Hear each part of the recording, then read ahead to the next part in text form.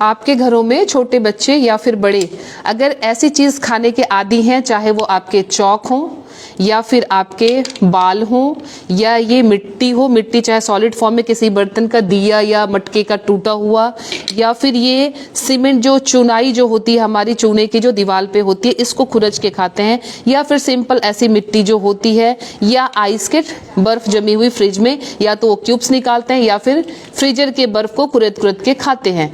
तो थोड़ा सा सावधान होने की जरूरत है, क्योंकि ये चीजें अगर बच्चे या बड़े खा रहे हैं तो थोड़ा सा आप सावधान हो जाए, क्योंकि ये अच्छी चीज नहीं है और ये एक रोग की तरफ जा रही है जो अधिकतर लोग इस चीज को नहीं जानते हैं। और इस रोग का नाम है पाइका डिजीज, जिसको हम कहते हैं पाइका रोग।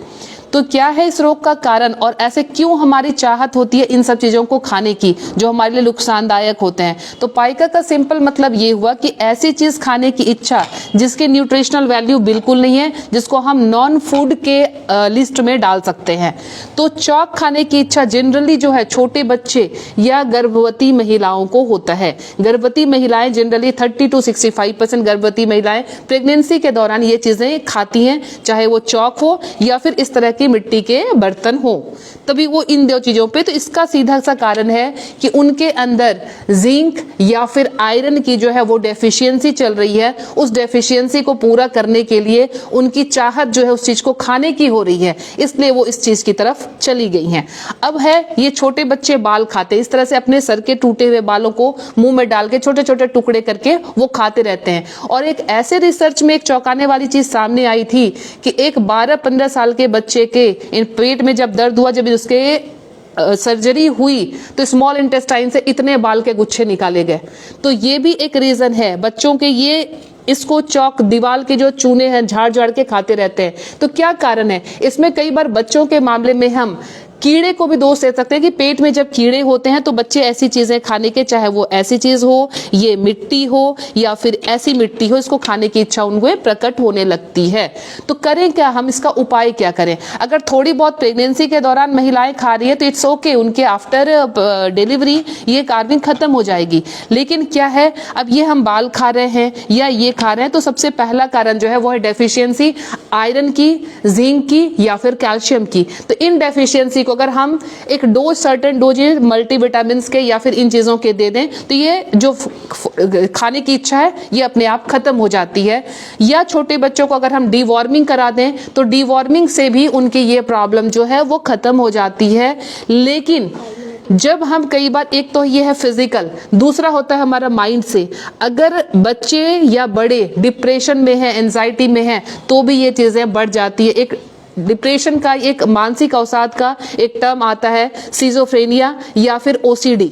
इस केस में ऐसी चीजों को खाने की इच्छा हो जाती है। तो दो बच्चे ज्यादातर अकेले रहते हैं या माँ बाप से ज्यादातर वो तिरस्कृत होते हैं, उनके ऊपर ध्यान नहीं दिया जाता, ऐसे बच्चों के भी ये खाने की टेंडेंसी रहती है। अब क्या होगा यदि इन चीजों को कंज्यूम किया जाए? ये तो सिंपल बर्फ है, इसको अगर आपने खाया तो ठीक है, ये पेट में पानी बन गया, ज्यादा इफेक्ट नहीं हुआ। लेकिन ये बार बार ठंडक, इतनी ठंडक जीभ को अगर आपको मिलेगी, आपके दांतों को मिलेगी, तो दांत वहां से कमजोर होने शुरू हो जाएंगे।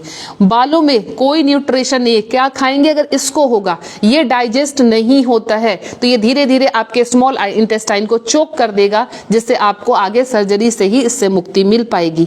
अगर ये इस मिट्टी के टुकड़े पे बात करें तो ये मिट्टी से बना हुआ है। मिट्टी में जो है हमारे मरकरी की परसेंटेज बहुत ज्यादा होती है, तो डायरेक्ट जब हम इसको कंज्यूम कर रहे होते हैं तो हमारा मर्क्यूरी पॉइजनस हो जाता है पेट में, जिसकी वजह उसका ट्रीटमेंट फिर लंबे टाइम तक लेना पड़ जाता है। अगर हम इस चौक को लेते हैं तो चौक से भी हमारे पेट में इन्फेक्शन हो जाता है और उसका भी ट्रीटमेंट बाद में हमें कराना पड़ जाता है। अगर इस पेंट के लेयर को खाते हैं तो पेंट में जो है लेड की मात्रा बहुत ज्यादा होती है, तो लेड इन्फेक्शन हो जाता है, फिर उसका ट्रीटमेंट कराना बहुत ज़रूरी हो जाता है।